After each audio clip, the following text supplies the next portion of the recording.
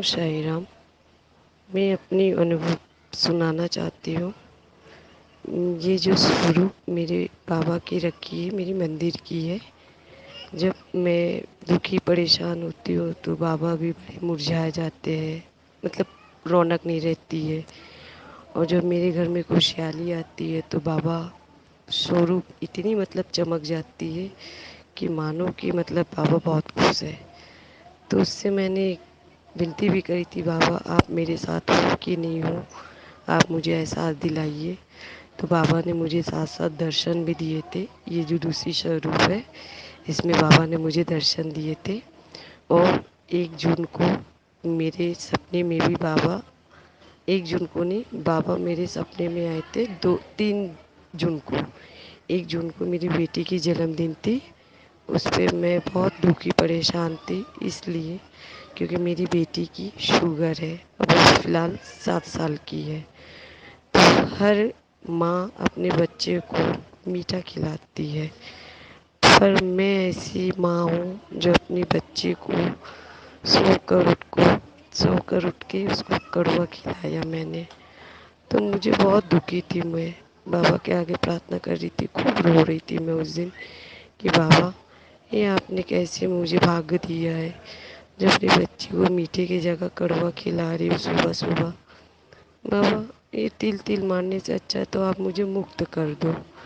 ये बाबा के आगे मैंने प्रार्थना किया था, बहुत रोया था मैंने उस दिन, बहुत रोई थी कि मैं अपने बच्चों को एक टॉफ़ी तक खिला नहीं पा रही हूँ। फिर कुछ दिन बीत गई, फिर 3 तारीख को सुबह के टाइम में मेरे सपने में बाबा दर्शन दिए। मैं देख रही हूँ, मैं द्वार के माई पे बैठी हूँ, द्वारका माई पे। और बाबा जैसे बैठते हैं, विराजमान होते हैं, पैर पे पैर रख के वैसे बैठे हुए थे, जीवित थे।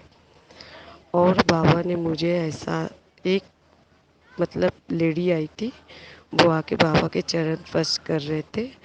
तो वो जल्दबाजी में चरण स्पर्श करके चली गई। और मैंने, बाबा उठ के उनसे कहते अरे गले तो मिल लो। तो वो चली गई, सुनी नहीं। तो मैं वहीं द्वारका माई में बैठी थी, तो मैं उठ के आके कहने लगी बाबा आप मुझे भी गले लगा लो। तो बाबा ने मुझे जवाब दिया है पहले तो माफ़ी मांगो। तो मुझे समझ में नहीं आया मैं किस चीज़ की माफ़ी मांगूं, पर मुझे एहसास हुआ है कि बाबा ने मुझे माफ़ी मांगने के लिए कहा। तो मेरी जब आँख खुली तो वो 3:45 बज रही थी। तो मैंने फिर बाबा से विनती करी, बाबा आखिर ऐसा क्या हमने किया है जो मैं माफ़ी मांगूं, किससे माफ़ी मांगूं? ये आपने जब सपने दिए तो आप ही बताइएगा मुझे। तो मैं दूसरे दिन अध्याय पढ़ रही थी 4 तारीख को। तो अध्याय में मुझे मेरे बात सवालों का जवाब मिल गया था। उसी में लिखा हुआ था, सपने में आए थे कि वो बहुत बीमार दुखी थे। उन्होंने, बाबा ने कहा है कि धीरज और सब्र रखो, सब होगा, तुम्हारी बीमारी भी चली जाएगी। मतलब अध्याय मतलब मुझे सुनने को आया तो मुझे समझ आ गई कि बाबा मुझे ही कह रहे थे। तो मैं मंदिर गई गुरुवार को, जाके बाबा से माफ़ी मांगी। और माफ़ी मांग के मैं घर पे आई। और वो कहना, मतलब मैं नहीं बता सकती हूँ, मेरे साथ बहुत से अनुभव हुई है। बस बाबा की कृपा दृष्टि मेरे घर पे है और मेरे परिवार पे है। ये मैं अपनी अनुभव शेयर कर रही हूँ। ओम साई राम। तो ये था हमारा second experience of home Darshan series, मेरे घर में साईं। इस एपिसोड्स के थ्रू हम सारे डिवोटीज़ जो भी उनके घर पर बाबा हैं वो उनके पास कैसे आए और उनसे उनका वो बॉन्डिंग कैसे जुड़ा उसके बारे में, ताकि सभी के होम दर्शन भी हम सबको मिले और वो प्यारी कहानी जिसके थ्रू वो बाबा आए थे। तो इसलिए ये एपिसोड शुरू किया गया था एंड आज वाला एक्सपीरियंस भी बहुत ही प्यारा था। अगर आप लोग भी इस एपिसोड सीरीज़ का हिस्सा बनना चाहते हैं तो ज़रूर कांटेक्ट कीजिएगा। और जितने भी डिटेल्स है व्हाट्सएप, इंस्टाग्राम, ईमेल आईडी के, वो आपको डिस्क्रिप्शन में मिल जाएंगे। और ये एपिसोड्स जो हैं वो थोड़ा डिफरेंट है क्योंकि यहाँ पर बाबा से हम कैसे जुड़े, ये उस कनेक्शन के बारे में थोड़ा मतलब कि हमें वो पिक्चर्स कैसे मिले, वो बाबा कैसे आए, वो एक मेमोरी जो वापस ताज़ा हो जाती हैं, वो यादें। तो बस इसलिए ये एपिसोड शुरू किया गया है। मैं भी बहुत जल्द अपने एक्सपीरियंसेस डालूँगी। जय साई राम। जय श्री साई राम।